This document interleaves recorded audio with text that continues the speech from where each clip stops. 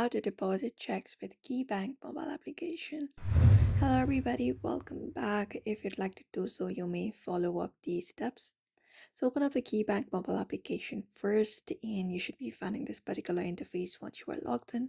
You can directly find an option called deposit in your home screen, or you can look out for this red icon, the button, and click on it and select the option called deposit from there. Once you select it, all you gotta do is enter up the address where you would like to deposit the check to. Just go ahead and enter it up. And once that is done, you can enter up the amount and continue the process. And once it is completed, you need to click the picture of front and back of the check you're depositing. So just go ahead and click a clear picture of both front and back of the check. And once it is confirmed, you can click on submit deposit option.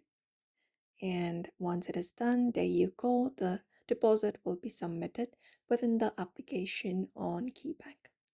So therefore, if you'd also like to deposit checks with KeyBank, you may follow up these steps in order to do so. So I hope this information was helpful. Give it a thumbs up and subscribe for more tips and tutorials.